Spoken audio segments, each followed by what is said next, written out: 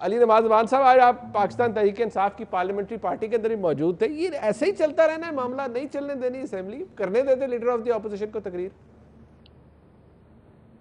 Sir देखें हो क्या रहा है कि 9 महीने आपने देखा कि जितना भी हम फैसिलिटेट कर सकते थे, जो भी रवायात थी, हमने उनके ऊपर बिल्कुल चलने की कोशिश की।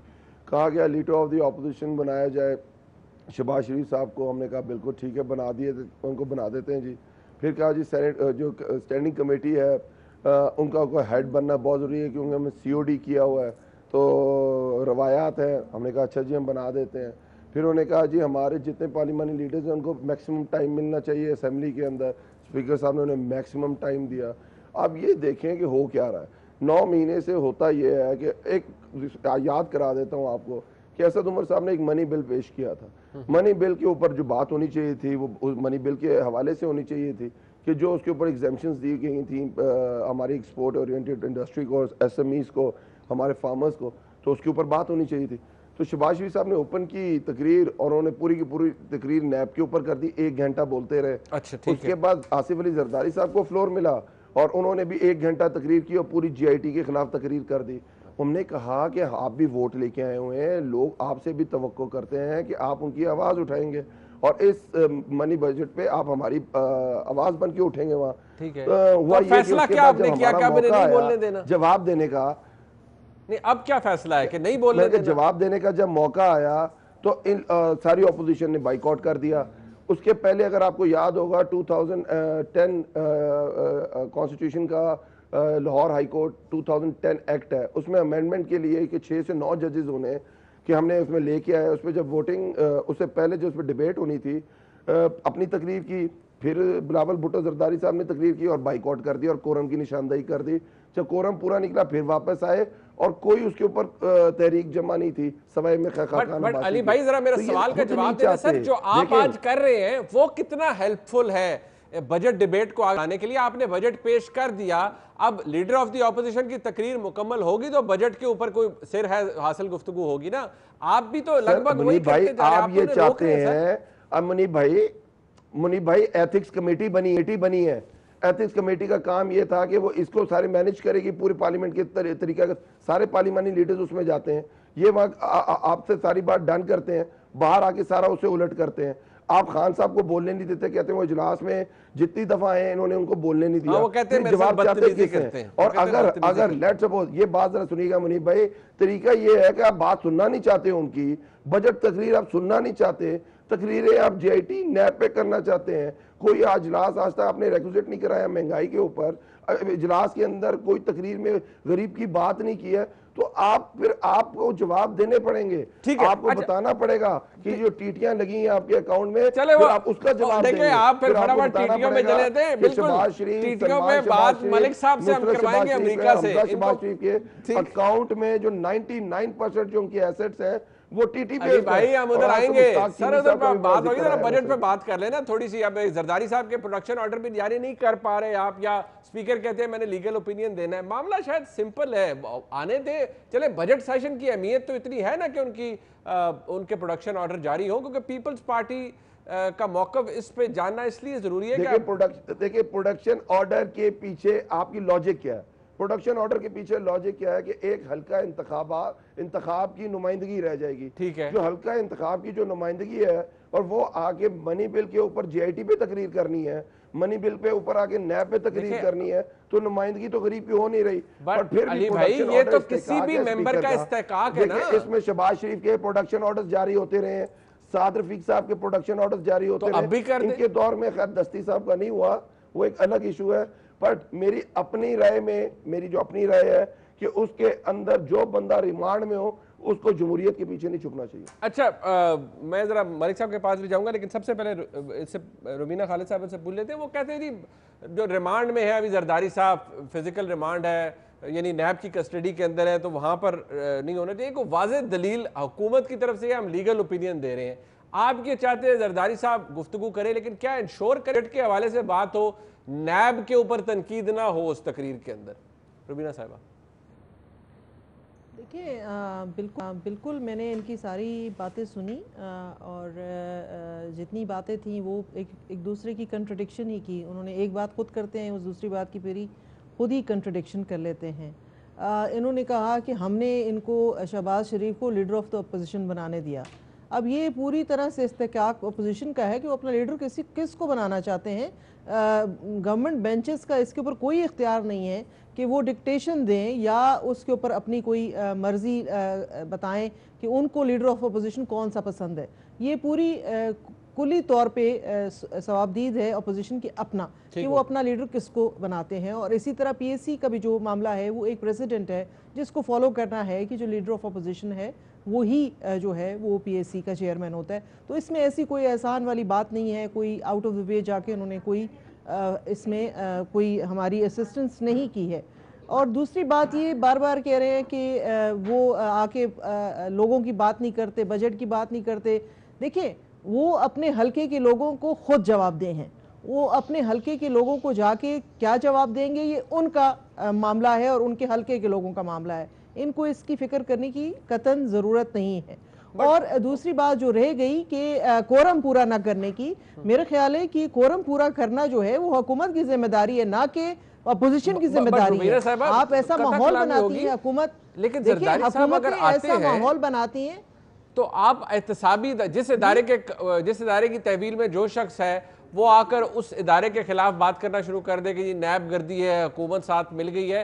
हुकूमत का जो आर्गुमेंट है वो ये है कि आप बजट के ऊपर बात करें, आप बताएं कि इस बजट को इंप्रूव कैसे किया जा सकता है, आप नैब के ऊपर बात ना करें। उनका आर्गुमेंट ये है।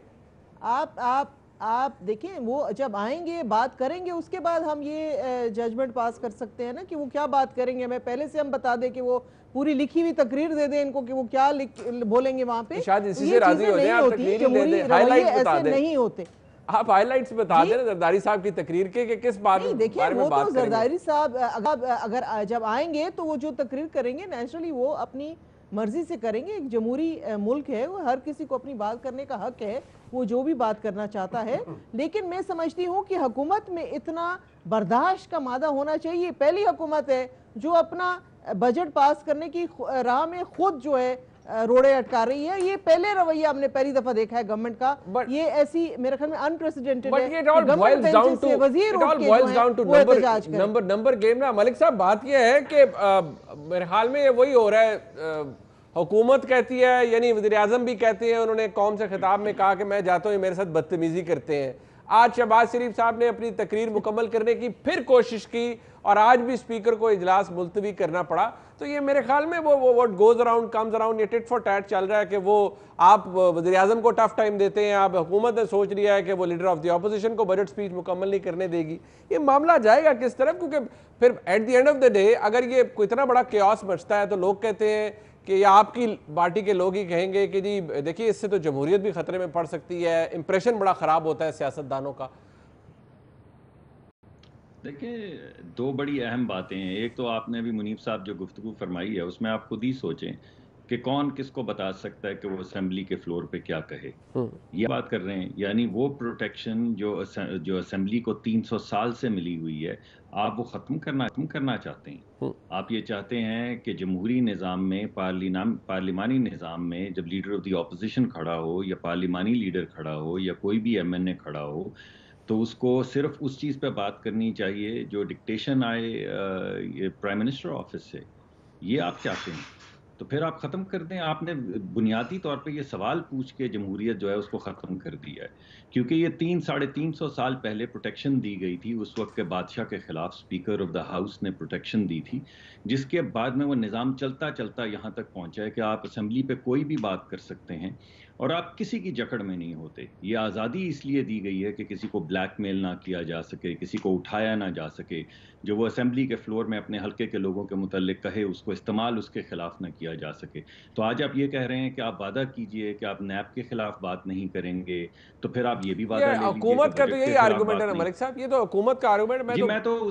मैं उसी की तनकीद कर रहा हूँ ना जी। मैं आपको पूरा उसका सियासी पस मंज़र 300-350 साल की सियासी जो हमारी वो हिस्ट्री है वो मैंने आपके सामने तारीख इसीलिए पेश की है कि लोगों को पता चले कि फ्लोर ऑफ द हाउस के ऊपर ये प्रोटेक्शन क्यों दी गई है कि आप किसी भी चीज़ के ऊपर बात कर सकें। तो आप ये प्रोटेक्शन तो नहीं हटा सकते। अगर आप हटाएंगे तो आप बुनियादी उक़दा जो है जमहूरियत का उसको ख़त्म कर देंगे। तो पहला नुक्ता तो ये है।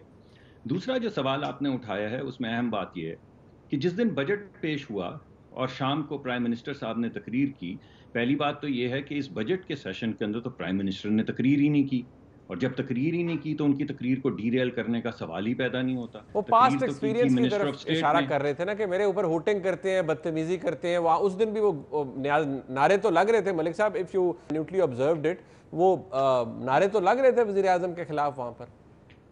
क्या नारे लग रहे थे जी? अगर आपको याद हो तो बता दो, तो बताइए। नहीं, आप मुझसे क्यों पूछ रहे हैं? अली नवाज अवान साहब है वो जी, बताएंगे। मैं तो तुसी मेरे को जरूर कहलवाना है वो नारा। ये अली भाई बताएं वहाँ क्या नारे लग रहे थे? मलिक नहीं, साहब पहले- को पहले याद मैं नहीं आ बात- रहा। मैं जरा बात खत्म कर मुसद्दिक लूं। भाई मैं अगर बात राजी जी। हैं तो मैं उस दिन के नारा भी बता दूंगा और आज के जो नारे थे वो भी बता दूंगा। मुझे जरूर नहीं, जो आपकी मर्जी। मैं तो इनसे पूछ रहा हूँ क्योंकि मैं आपकी असेंबली का मेंबर नहीं हूँ, और मैं इस वजह से ये सवाल उठा रहा हूँ क्योंकि मैं सेनेट में हूँ और हमने कोई नाराबाजी वहां पे नहीं की। हमने सिर्फ ये कहा कि ये जो बजट जिस शक्ल में हमारे सामने लाया गया है ये नामंजूर है। मगर ये तमाम तनकीद के प्राइम मिनिस्टर को बोलने नहीं दिया जा रहा। प्राइम मिनिस्टर तो उस दिन बोले ही नहीं है। और अगर आपने ये बात करनी है कि प्राइम मिनिस्टर के पुराने ज़माने में जब वो एक मरतबा या दो मरतबा आए थे, तो फिर इस तरह तो आप वही बात हो रही है, वो भेड़ का बच्चा जिसको भेड़िया खाने आया, उसने कहा तूने मेरे ऊपर पिछले साल कीचड़ उछाला था, तो वो कहता है मैं तो 6 महीने का हूं, तो उसने कहा तेरे बाप ने उछाला होगा और उसको खा गया। तो ये तो बात नहीं हो सकती ना। इस वक्त बड़ा अहम सेशन सर, एक प्राइम चल रहा मिनिस्टर है। एश्योरेंसेस मांग रहे हैं अपने लोगों से कि क्या ये नहीं, प्राइम ऑपोजिशन मिनिस्टर मुझे देखिए तकरीर करने देगी या नहीं करने देगी। देखिए सर, आपका मेरी एक बात लीडर सुनिए। भी कह सकता है कि प्राइम देखिए, मिनिस्टर तकरीर करे नहीं, अनइंटरप्टेड। पहले मुझे बात जरा मुकम्मल कर ले। देखिए, बात यह है कि उस दिन प्राइम मिनिस्टर ने शाम को क्या तकरीर की। इस वक्त हुकूमत का जो तर्ज अमल है और जो स्ट्रैटेजी है वो ये है कि बजट पे बात ना हो, लड़ाई झगड़ा हो, लोगों के सामने ये हकीकत ना आए कि इस बजट के अंदर चीनी के ऊपर, दूध के ऊपर, बालाई के ऊपर, जो आप घी इस्तेमाल करते हैं, तेल इस्तेमाल करते हैं, हर चीज के ऊपर टैक्स लगा दिया है। यानी मटन पे टैक्स है, बीफ पे टैक्स है, फिश पे टैक्स है, आपने इजाफी टैक्स लोगों के ऊपर लगा दिया है। हमने ये कहा कि 1 लाख तक जो लोग पैसे कमा रहे हैं, जिसकी अब ताकत 50,000 रह गई, यानी 50% डीवैल्यूएशन के बाद जो 1 लाख रुपया पिछले साल था वो अब 50,000 रुपया रह गया। तो हमने कहा कि 1 लाख तक जो शख्स कमा रहा है उसको अपने बीवी बच्चों पे पैसे खर्च लेने दीजिए, माँ बाप पे खर्च लेने दीजिए।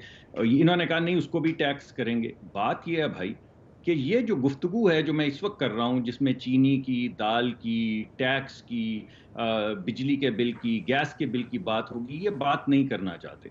उस दिन रात को मैंने सोचा कि शायद प्राइम मिनिस्टर आए हैं और वो बात करेंगे बजट पे। वो तो लगता था किसी जहनी दबाव का शिकार हैं। आपने जो उनकी गुफ्तगू सुनी वो आप जरा दोबारा चला दीजिए। उन्होंने नहीं, क्या उन्होंने बातें कहा मैं की? छोड़ूंगा नहीं। छोड़ूंगा नहीं, हाँ मैं सर, क्या छोड़ूंगा नहीं। मलिक उसका साहब, बजट- वो जिन्होंने पैसा खाया नहीं, वो उनको नहीं छोड़ेंगे ना। नहीं, मगर बजट की बात कब होगी वो आप पकड़ लीजिए। देखिए, आपने आधी ऑपोजिशन अंदर कर रखी है, बाकी को भी कर सकते हैं, आप कर लें। सर, इस वक्त एक फैशिस्ट स्टेट चल रही है। आप मेरी बात सुनिए, एक फैशिस्ट स्टेट है मलिक साहब, जो यही तो पॉइंट है बारहा सर ये कि बात कर असेंबली के रही है। अंदर करनी है सारी बातें। सर, असेंबली के सर, अंदर मेरी करनी है, बात कोई सुनिए, बंदा आप बाहर कर नहीं कैसे- पा रहा सर। नहीं, आप देखिए कि इस वक्त जो रवैया है ये तो हमेशा से होता है। आपको मिफ्ता इस्माइल साहब का बजट याद है, इसहाक डार साहब का याद है। लोग चीखे मारते रहते हैं, कॉपियां फाड़ते हैं, बजट की तकरीर पूरी होती है, उसके बाद डिस्कशन शुरू हो जाती है। ये पहली मर्तबा ऐसा हुआ है कि हुकूमत ये कह रही है कि हम बजट पे डिस्कशन नहीं होंगे। और मेरा सवाल ये कि हुकूमत क्यों ये कह रही है? वो क्यों ये बात लोगों के सामने नहीं आने देना चाहती कि बिजली को इन्होंने क्या किया, गैस को क्या किया, रोजमर्रा की खाने की अशिया को क्या किया, महंगाई की शरह को क्या किया, तरक्की की शरह को क्या किया, लोगों के रोजगार But का the क्या point होगा, is- लोगों but the को point is- नौकरियां कहां से मिलेंगी। ठीक हो गया, but the point is sir, आप ये कह रहे हैं कि आपकी लीडरान ये कह रहे हैं कि ये बजट हम पास होने नहीं देंगे, अवाम दुश्मन बजट है, हम नहीं, पूरी इस कोशिश शक्ल में करेंगे। आप मुझे बताइए ना, इस शक्ल में मुनीब भाई, मैंने अभी आपको 5-6 चीजें ठीक है, बताई, मैं बिल्कुल 10 ठीक और है, बता देता genuine हूं। इस questions है। शक्ल के अंदर हाँ, अब सवाल ये हो रहा है कि जब बजट पे डिस्कशन नहीं होगी तो ये कोशिश ये करेंगे कि आखिरी दिनों में रेल रोड करें और बगैर डिस्कशन के मेजॉरिटी नंबर्स की है उसको इस्तेमाल करते हुए बजट को पास करवाएं और हम उसको रोकेंगे। इनकी चले, आधी जो that- इनके ये हवाले हैं वो आपकी तो वैसे इंटेंट, इनको छोड़कर जा रहे हैं। ये आपकी इंटेंट है, कदगन नहीं लगाई जा सकती।